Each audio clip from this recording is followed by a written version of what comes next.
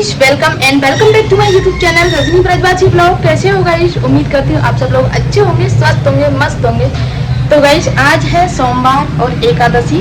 तो सबसे पहले तो आप सभी को एकादशी की बहुत बहुत शुभकामनाएं। सोमवार भी है, दोनों ही फास्ट है गाइस आज के। तो मैं एकादशी भी करती हूँ, सोमवार भी करती हूँ। तो हमारे पूरे घर का ही फास्ट रहता है हर एकादशी को। बच्चों को मैंने सुबह लंच बना दिया क्योंकि हर्षित की तबीयत ठीक नहीं थी। हर्षित स्कूल नहीं गया, ईश्वर आ गई है, तो उसको मैंने लंच सुबह ही बना दिया था। तो काम मेरा पूरा हो गया। और आज पता है क्या हुआ गाइस? वॉशिंग मशीन खराब हो गई हमारी। पता नहीं, सुबह एक बार कपड़े चल गए, उसके बाद में पता ही नहीं क्या हुआ, वायर वगैरह जल गया, क्या हुआ समझ में नहीं आ रहा। 3-4 दिन पहले एसी खराब हुआ था, कल कूलर खराब हो गया, आज वॉशिंग मशीन खराब हो गई। ये क्या हो रहा है कुछ भी समझ में नहीं आ रहा। डेली मैकेनिक आते, कभी एसी के लिए, कभी कूलर के लिए, आज मशीन के लिए आएगा। तो ये पता नहीं क्या है, दशा कुछ ऐसी चल रही है, क्या चल रही है नहीं पता।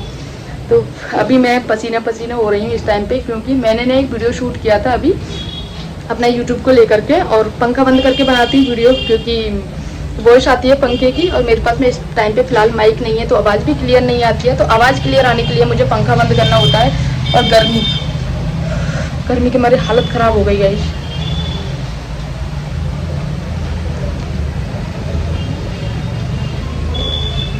बहुत मेहनत करनी होती है यूट्यूब पे आना, कोई हंसी मजाक नहीं है। लोग आते हैं, बातें बनाते हैं और चले जाते हैं, लेकिन जो यूट्यूब पे काम करता है ना, उसी को पता होता है यूट्यूब से मतलब नहीं है। कुछ भी काम करो ना, सबके लिए मेहनत करनी होती है।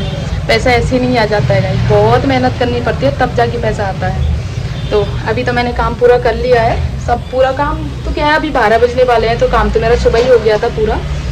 जस्ट अभी वीडियो वगैरह शूट किया तो मैंने सोचा चलो ब्लॉग की स्टार्टिंग कर लेती हूँ। ब्लॉग की स्टार्टिंग ही नहीं हुई है, और शाम को आज मैं दर्शन करने जाऊंगी, आप लोगों के साथ में शेयर करूंगी। चकलेश्वर महादेव, लोटेश्वर महादेव, दान घाटी, और भी कहीं गई तो आप लोगों के साथ में जरूर से शेयर करूंगी गाइस। जैसा कि आपको पता है आज एकादशी है, और एकादशी को मैं हमेशा सागार बनाती हूँ। तो अभी सागार का समय है, और सबसे पहले इसको भूख लगती है व्रत के सागार को देख करके, क्योंकि इसको साबूदाना बहुत पसंद है।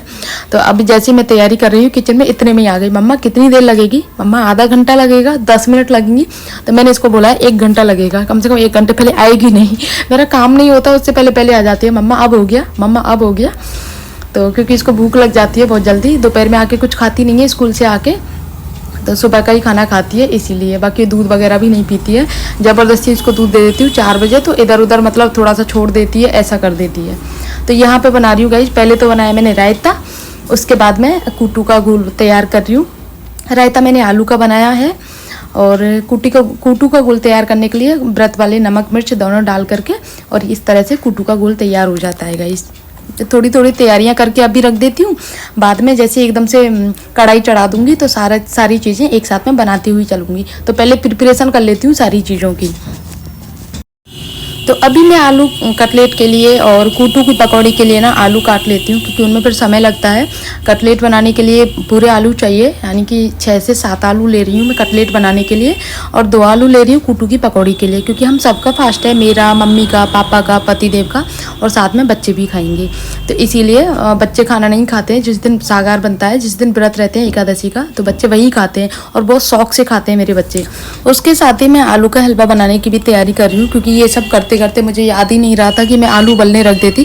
इतनी देर में मैं ये सारी तैयारी कर रही हूँ, इतनी देर में तो आलू उबल भी जाते गाइस, लेकिन अभी मुझे याद आया है तो मैं सोची चलो अभी रख देती हूँ। तो मैं यहाँ पे छोटे छोटे से 3 से 4 आलू ले रही हूँ आलू का हलवा बनाने के लिए, क्योंकि एक तो मैंगो शेक हो जाता है मीठा, और फिर बर्फी भी रखी हुई है, तो आलू का हलवा थोड़ा सा ही बना रही हूँ, सिर्फ भोग प्रसाद के लिए, ठाकुर जी का भोग लगेगा ना, इसीलिए।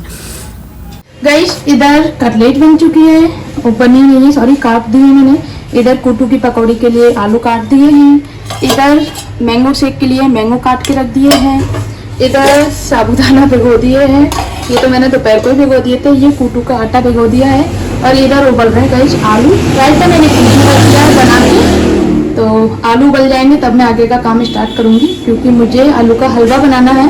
वैसे तो पति से बोल के गए थे कि मार्केट से बर्फी लेके आ जाऊँगा तो भोग लगा देना, लेकिन मैंने सोचा लास्ट टाइम भी हलवा नहीं बनाता, तो अब की बार हलवा बना लेती हूँ। बर्फी तो क्या है कि कभी हमेशा रहती है, कभी भी खा लो, कभी भी बना लो, लेकिन अपने हाथ से बनाने का अलग ही वो है। तो आलू का हलवा बना रही हूँ गाइस। जब तक सीटी आती है कुकर में, तब तक थोड़ी देर बैठ लेती हूँ, क्योंकि गर्मी के मारे मेरी हालत खराब हो गई है। मैडम जी क्या लेके आई हो? देखा ना, पूरा दिन इनको ही खाती रहती है। मैं पापा से बात करने वाले कहीं आधे घंटे 1 घंटा हो गया। अब खाऊंगी। वो कहाँ गया है? अब अपनी आधी पढ़ाई छोड़ करके? आधी पढ़ाई छोड़ा, वो हमने स्टेपलर लगाने गया। अच्छा ठीक। एक तो फाइनली तैयारी सारी हो गई है, अभी पकौड़ी बनाना स्टार्ट करती हूँ। तो यहाँ पे गोल भी अच्छी तरह से घुल गया है। तो जो मैंने गोल गोल आलू काट के रखे थे कूटू की पकौड़ी के लिए, 1 बाय 1 डिप कर करके और मैं पकौड़ी तल रही हूँ।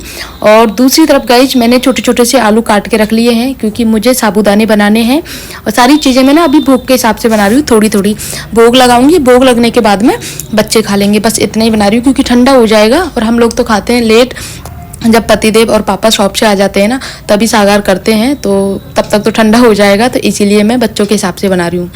तो यहाँ पे साबूदाने मैंने पहले ये आलू फ्राई कर लेती हूँ, उसके बाद में साबूदाने मैंने जो एक्स्ट्रा पानी था वो निकाल दिया है। और साबूदाने मोटे वाले हैं गाइस यहाँ पे, क्योंकि मोटे वाले साबूदाने थोड़े से सॉफ्ट बनते हैं, मम्मी के दांतों से खाए नहीं जाते छोटे वाले साबूदाने। इसीलिए अब कई बार से मोटे वाले साबूदाने बनाती हूँ मैं, क्योंकि मोटे वाले ने बहुत जल्दी घुल जाते हैं। और छोटे वाले हैं वो एकदम टाइट से रहते हैं थोड़े से, तो वो निगलने पड़ते हैं मम्मी को, फिर मतलब चबाए नहीं जाते दांतों की वजह से। इस वजह से फिर मुझे मोटे साबूदाने यूज करने होते हैं। तो यहाँ पे आलू फ्राई हो गए हैं अच्छे से। अब मैं जो साबूदाने हैं उनको ऐड कर देती हूँ गाइस, और व्रत वाले नमक मिर्ची ये सारी चीज़ें डाल देती हूँ। तो इस तरह से हमारे साबूदाने भी बन रहे हैं और इधर कूटू की पकौड़ी भी बन रही हैं।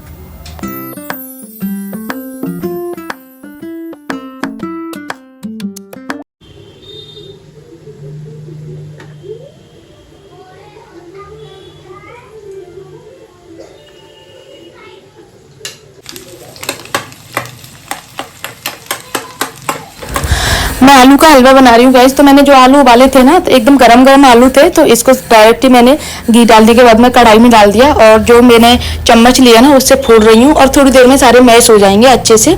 इस तरह से ना आलू का हलवा बहुत टेस्टी लगता है। तो थोड़ा सा इनको भूनना है मुझे, 5 से 10 मिनट अच्छे से भूनना है। और भूनने के बाद में फिर मैं इसमें चीनी डाल दूंगी, चीनी डाल करके फिर मैं निकाल दूंगी, इसमें पॉट में निकाल लूंगी। गर्म बना रहेगा गाइस इससे। दूसरी तरफ मेरी कटलेट बन रही है, तो इस तरह से मेरा काम चालू हुआ गाइस। तो गाइस फाइनली भोग की थाली कंप्लीट हो गई है मेरी। तो मैं अभी तैयारी कर देती हूँ। इधर आलू का हलवा, इधर रायता, और इधर साबूदाने और कूटू की पकौड़ी, साथ में कटलेट भी। सारी चीज़ें तैयार हैं। इसमें नमक मिर्ची भी डाल दिया है मैंने कटलेटों में। तो अभी चलते हैं ठाकुर जी का भोग लगाने के लिए गाइस। एक तो गाइस आज सोमवार है सावन का, दूसरी बात आज एकादशी है। तो मैंने आज ये ग्रीन वाली साड़ी है, जो कि सावन स्पेशल साड़ी आप कह सकते हो, अच्छी लगती है मुझे, बहुत पसंद है ये वाली साड़ी। तो आज मैंने सोचा यही वाली साड़ी पहनती हूँ। आज मैं पैदल नहीं जाऊँगी, पतिदेव के साथ में जाऊँगी बाइक से, क्योंकि मुझे कई जगह के दर्शन करके आने हैं। लौटेश्वर महादेव के सब जगह ना भव्य श्रृंगार मिलेगा गाइस आज, क्योंकि सावन है और साथ में एकादशी भी है। और भीड़ तो मिलेगी, क्योंकि भीड़ तो बहुत ज़रूरी होती है, सब जगह भीड़ तो बहुत मिलती ही है। तो अच्छे से तैयार हो जाती हूँ। वैसे तो गर्मी है, क्योंकि काम खत्म करके जस्ट अभी आई हूँ मैं। उसके बाद मैं नहा के आई, और नहा के अब मैं जा रही हूँ दर्शन करने के लिए। तो हल्का फुल्का सा जो मेकअप है वही मैं कर रही हूँ। तो सबसे पहले मैं जाऊँगी चकलेश्वर, देन उसके बाद में फिर लौटेश्वर महादेव, दानघाटी, और फिर हमारे पास का मंदिर साक्षी गोपाल, जो मैं पूजा करने जाती हूँ रोज़। इजी। और आज तो मतलब इतने भव्य श्रृंगार थे ना गाइज, मैं आपको क्या बताऊं, मतलब दिल खुश हो गया, इतने अच्छे श्रृंगार थे ठाकुर जी के।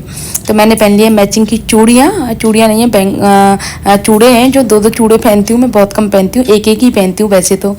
और मैंने ना सावन में चूड़ियाँ पहनी थी ना कुछ टाइम पहले, मुझे थोड़ा सा अनकंफर्टेबल लग रहा था उन चूड़ियों को पहन के। मैं ही खुद ही डर जाती कौन आ रहा है, तो क्योंकि आदत नहीं है ना, एक कड़ा पहनने की आदत है। तो फिर मैंने वो निकाल दी, और मैं एक कड़ाई पहन के रखती हूँ। बस शौक रहता है मुझे कि चूड़ियों का, पायल भी मैंने 2-3 दिन पहनी थी, उसके बाद में पायल भी निकाल दी मैंने, क्योंकि मेरी साड़ी में अटक जाती थी इसीलिए। तो अब मैं तैयार हो रही हूँ गाइस। तो गाइस फाइनली मैं तैयार हो गई हूँ दर्शन जाने के लिए, क्योंकि आज मुझे जाना है बहुत सारी जगह पे। मुझे चक्रेश्वर महादेव के दर्शन करने जाना है, लौटेश्वर महादेव के दर्शन करने जाना है, साक्षी गोपाल जाना है, दानघाटी जाना है, और भी कहीं जाऊँगी अगर पॉसिबल हुआ तो। नहीं, बच्चों को लेके नहीं जाऊँगी, क्योंकि बहुत ज़्यादा शैतानी करते हैं ना, तो ढंग से दर्शन करने देते हैं मुझे ना, दिया बत्ती करने देते हैं, कुछ भी नहीं करने देते, इसलिए दोनों को छोड़ के जाऊँगी गाइस। बस पतिदेव का वेट कर रही हूँ, थोड़ी देर में वो आने वाले हैं, क्योंकि 6:30 बज चुके हैं। मैं तैयार हो गई टाइम से। अच्छा ठीक है, तो ऊधम तो नहीं करेगा?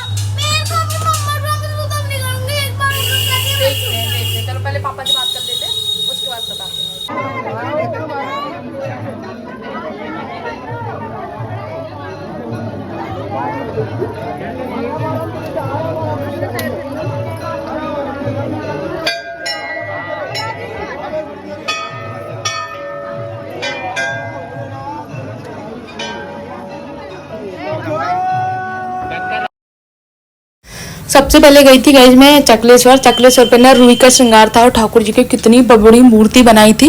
वैसे आपको पता है जो चकलेश्वर के जो महादेव की जो पिंडी है वो छोटी सी है, छोटी सी का मतलब ठीक है मीडियम साइज की है, लेकिन वो बहुत बड़ा मतलब ऐसी छवि टाइप में बनाई थी तो बहुत सुंदर थी।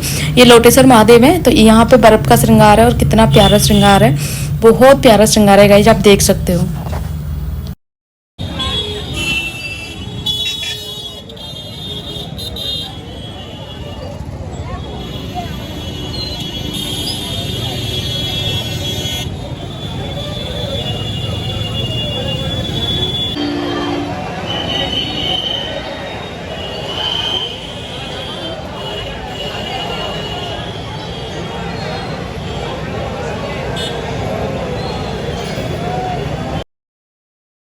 और सबसे लास्ट में किए गए जो हमारे घर के पास में था ना, जो मैं रोज़ पूजा करने जाती हूँ वहाँ पे, और यहाँ की तो मैं आपको क्या बताऊँ, बर्फ का श्रृंगार था और ठाकुर जी का, और ये सामने महादेव और पार्वती जी की मतलब वो बनाई है, मूर्ति बनाई, मतलब इतना भव्य श्रृंगार, इतना भव्य दर्शन की बहुत बहुत अच्छा। मैंने पहली बार साक्षी गोपाल पे इतने प्यारे दर्शन देखे हैं गाइस, बारिश वाले हैं, बिल्कुल ऐसा लग रहा है जैसे बारिश होती है, भूकंप आ रहा है, और पूरा ये बहुत प्यारे दर्शन थे। मैं जितनी तारीफ करूँ ना उतना कम है गाइस।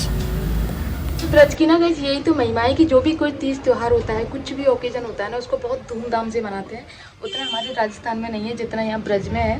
कोई भी त्योहार हो, कोई छोटा सा भी त्योहार हो, कोई सावन का सोमवार हो या फिर एकादशी हो, कुछ भी हो ना, यहाँ बहुत धूमधाम से मनाते हैं। ठाकुर जी के इतने अच्छे अच्छे श्रृंगार होते हैं, मतलब जहाँ भी गए ना वहाँ पे, और साक्षी गोपाल पे इतना प्यारा श्रृंगार था, मतलब ऐसा लग रहा था जैसे कि भोलेनाथ डमरू बजा रहे हैं और वो बादल गरज रहे हैं, बहुत तेज तेज वाला, मज़ा आ गई। फिर उसके बाद में फिर बच्चों को लेके नहीं गई थी ना, फिर मैंने दोबारा बच्चों को भेजा कि पास में मंदिर है, पास में बच्चों को दर्शन करा के लेके आओ।